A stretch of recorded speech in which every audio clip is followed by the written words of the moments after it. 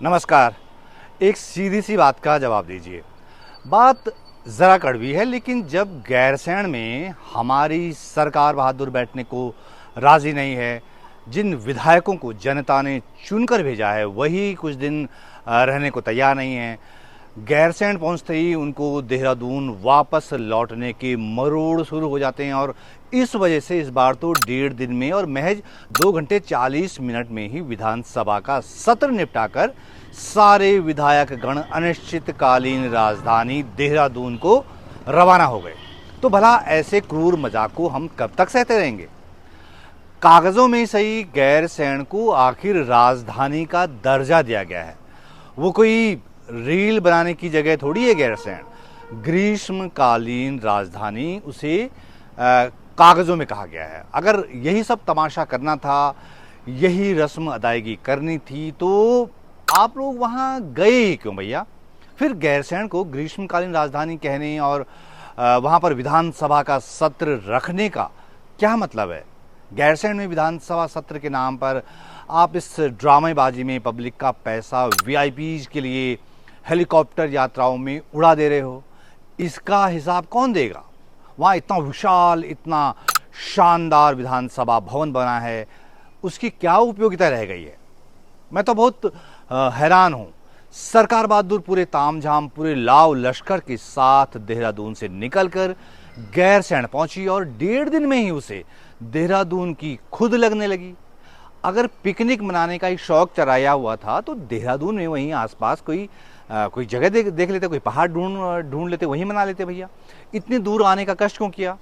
जब तुम 1.5 दिन में गैरसैंण में नहीं टिक सकते हो भैया, तो पहाड़ की तकलीफों को क्या ही समझोगे, यहाँ के मसलों को क्या ही समझोगे? इसीलिए राज्य की भलाई इसी में है कि उन्हें देहरादून में ही रखो। इनसे नहीं हो पाएगा।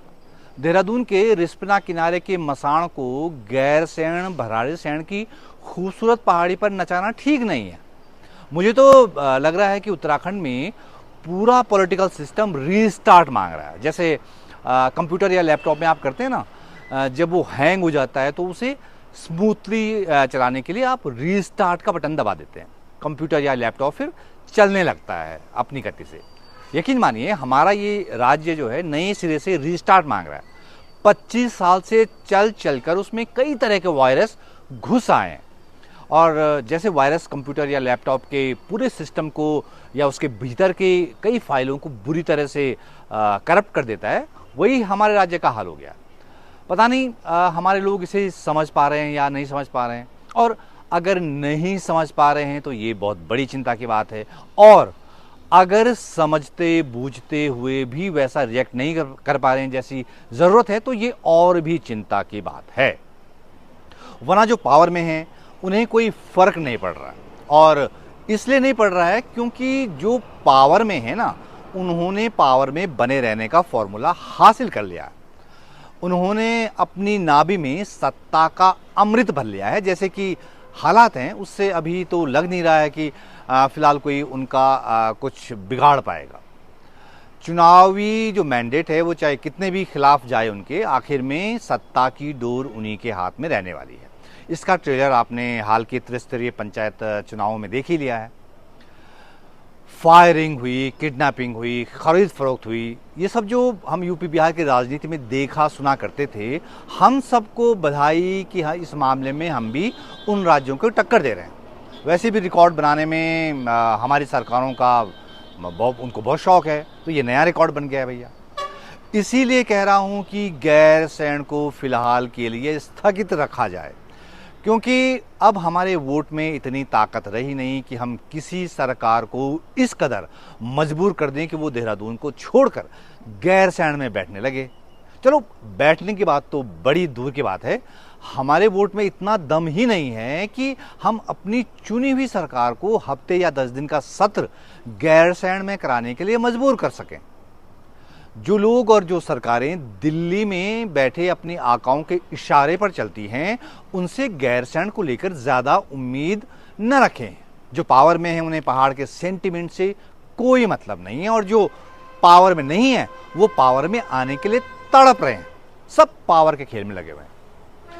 अगर विपक्ष में इतना ही दम होता ना, तो वो गैरसैंण में विधानसभा सत्र जितने दिन के लिए रखा गया था, कम से कम उतने दिन तो चलाकर ही दम लेते, वरना विपक्ष का भी क्या मतलब हुआ।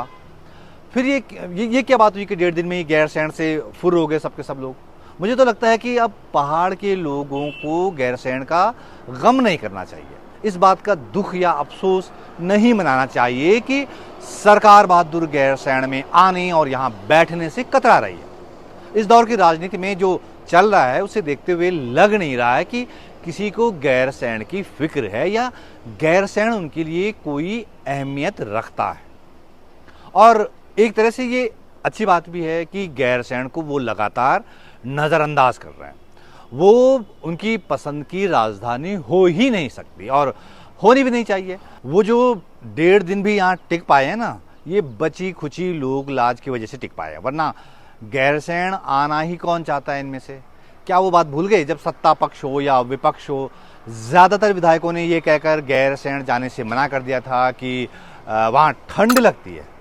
तो ऐसे जनप्रतिनिधि, ऐसे विधायक, ऐसी सरकारें, ऐसे अफसर गैरसैंण से दूर ही रहें तो गैरसैंण की सेहत के लिए भी अच्छा है।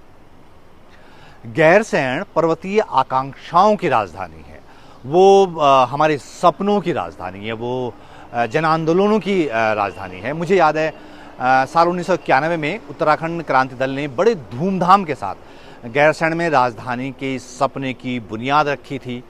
वीर चंद सिंह गढ़वाली की मूर्ति की स्थापना हुई थी वहाँ पे और उन्हीं के नाम पर नई राजधानी का नाम चंद्रनगर रखा गया था। ये 1991 की बात मैं बता रहा हूँ आपको।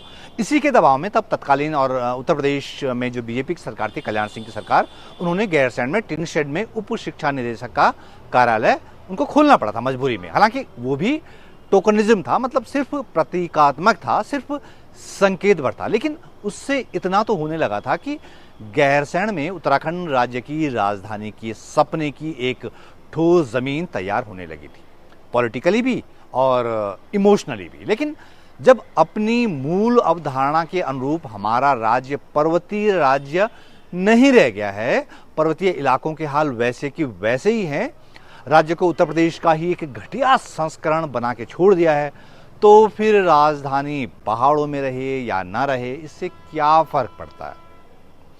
ये भले ही दूर की कौड़ी लगे, ये भले ही कईयों को एक हाइपोथेटिकल बात लगे, लेकिन जिस दिन पहाड़ों का गुस्सा फूटेगा, जिस दिन उत्तराखंड की राजनीति में भारी उलट-पुलट होगी, चुनावी मैंडेट हाईजैक नहीं होगा, पहाड़ की अपनी सरकार बनेगी, गैरसैंण तब की राजधानी है, वो तभी सूट करेगी। वहाँ पहाड़ी सोच विचार वाली सरकार ही बैठे, इसी में सबकी भलाई है।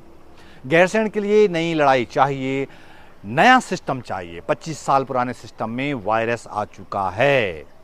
आपको पता ही है, अगर किसी पुराने कंप्यूटर में या वायरस आ जाता है तो उसमें लगे उपकरणों को हम नए सिस्टम में यूज करने से कतराते हैं कि कहीं वो भी जो है, वो वायरस जो है नए सिस्टम को भी न चपेट में ले ले। गैरसैंण के लिए ऐसी ही सावधानी हमें चाहिए। मैं तो बड़ा ताज्जुब कर रहा हूँ कि जिस गैरसैंण को आपने ग्रीष्मकालीन राजधानी कहा है, जगह जगह बोर्ड लगवा दिए हैं, वहाँ जाने और वहाँ कुछ दिन ठहरने से विधायिका तौबा तौबा कर रही है। हम कोई इकलौता राज्य थोड़ी हैं जिनके पास 2 राजधानियाँ हैं। मेरा सौभाग्य रहा कि मैंने कुछ बरस हिमाचल प्रदेश में भी रहकर पत्रकारिता की है। वहाँ भी 2 राजधानियाँ हैं, लेकिन वहाँ कांगड़ा ज़िले के धर्मशाला में शीतकालीन राजधानी इसलिए बनाई गई थी क्योंकि हिमाचल के सबसे बड़े इलाके कांगड़ा की शिमला से दूरी बहुत ज़्यादा है। प्रशासन चलाने में दिक्कतें आ रही थीं। कांगड़ा हो, चंबा हो और निचले जो हिमाचल के एरिया हैं वो खुद को अलग थलग महसूस कर रहे थे। तो हर सर्दियों में राजधानी शिमला से उठकर धर्मशाला चली जाती है, वहाँ पूरा सिस्टम है। और कभी ऐसा नहीं हुआ कि हिमाचल की सरकार 1 या 2 दिन में ही धर्मशाला को छोड़कर शिमला लौट आई हो। और वहाँ प्रॉपर विधानसभा सत्र चलता है, राज्य के ज़रूरी मसलों पर चर्चा होती है, फैसले लिए जाते हैं।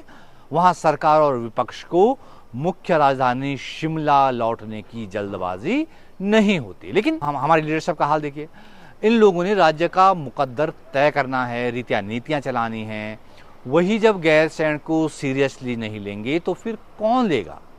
गैरसैंण सिर्फ एक जगह थोड़ी है, गैरसैंण उन पहाड़ी आकांक्षाओं की नुमाइंदगी करता है जो कि हाशिए पर पड़ी हुई है। गैरसैंण की फिक्र करने का मतलब है सिर्फ गैरसैंण की फिक्र करना नहीं है, उसकी चिंता करना नहीं है। गैरसैंण पूरे पहाड़ का प्रतिनिधित्व करता है। गैरसैंण पूरा पहाड़ है। हम गैरसैंण के जरिए पहाड़ की फिक्र करते हैं। हमारा अपना राज्य हाईजैक कर लिया गया है। पहले हमें अपना वो राज्य छुड़ाना है। जिस दिन हम अपना राज्य छुड़ा लेंगे उस दिन गैरसैंण को परमानेंट राजधानी बनाने से कोई नहीं रोक सकता।